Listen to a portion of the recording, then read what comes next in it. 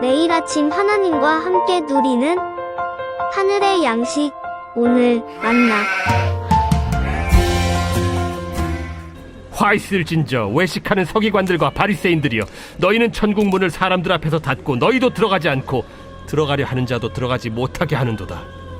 화 있을진저 외식하는 서기관들과 바리새인들이여, 너희는 교인 한 사람을 얻기 위하여 바다와 육지를 두루다니다가 생기면 너희보다 배나 더 지옥 자식이 되게 하는도다. 화 있을진저 눈먼 인도자여, 너희가 말하되 누구든지 성전으로 맹세하면 아무 일 없거니와 성전에 금으로 맹세하면 지킬지라 하는도다. 어리석은 맹인들이여, 어느 것이 크냐? 그 금이냐? 그 금을 거룩하게 하는 성전이냐? 너희가 또 이르되 누구든지 제단으로 맹세하면 아무 일 없거니와 그 위에 있는 예물로 맹세하면 지킬지라 하는도다. 맹인들이여, 어느 것이 크냐? 그 예물이냐? 그 예물을 거룩하게 하는 제단이냐?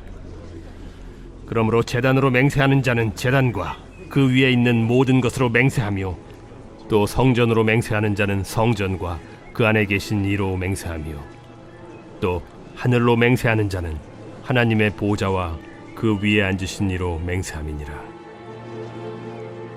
화 있을진저 외식하는 서기관들과 바리새인들이여, 너희가 박하와 회향과 근체의 11조는 들이되 율법에 더 중한 바 정의와 긍휼과 믿음은 버렸도다. 그러나 이것도 행하고 저것도 버리지 말아야 할지니라. 맹인된 인도자여, 하루살이는 걸러내고 낙타는 삼키는도다.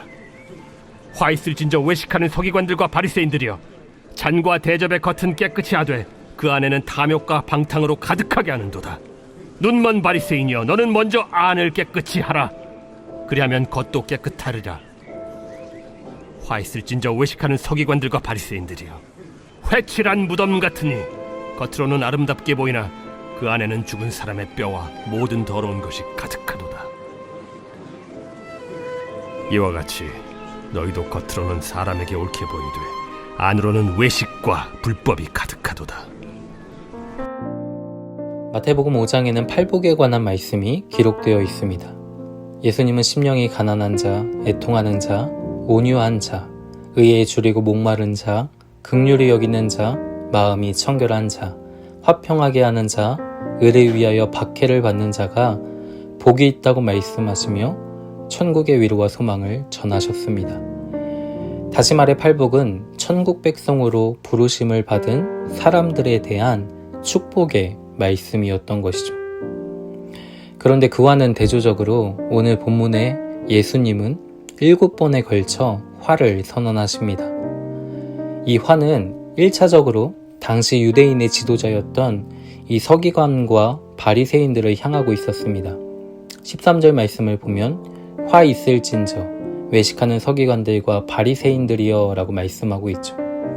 그런데 넓은 범위에서는 이러한 서기관들과 바리새인들에게 배워 더 깊은 멸망의 길로 향하는 이스라엘 전체를 향해 주신 말씀이기도 하였습니다. 그러면 예수님께서 이들을 책망하신 그 주된 이유가 무엇입니까? 그것은 외식 또는 위선 때문이었습니다.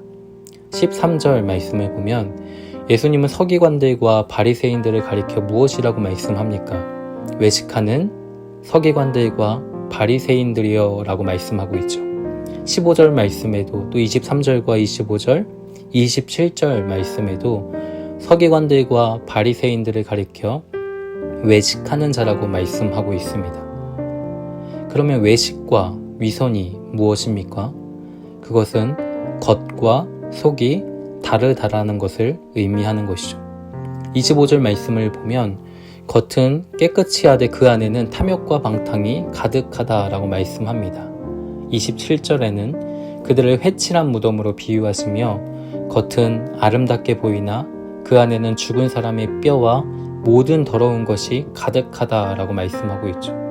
28절에도 겉으로는 사람에게 옳게 보이지만 안으로는 외식과 또 불법이 가득하다라고 말씀합니다.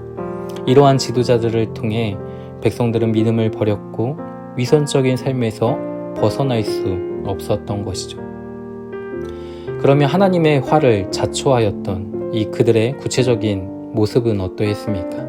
13절 말씀을 보면 그들은 사람들 앞에서 천국 문을 닫았습니다. 그들 자신도 들어가지 않았을 뿐 아니라 들어가려고 하는 자도 들어가지 못하게 하였죠. 예수님은 요한복음 10장을 통해 나는 양의 문이라고 말씀하십니다. 내가 문이니 누구든지 나로 말미암아 들어가면 구원을 받고 또는 들어가며 나오며 꼴을 얻으리라고 말씀하십니다.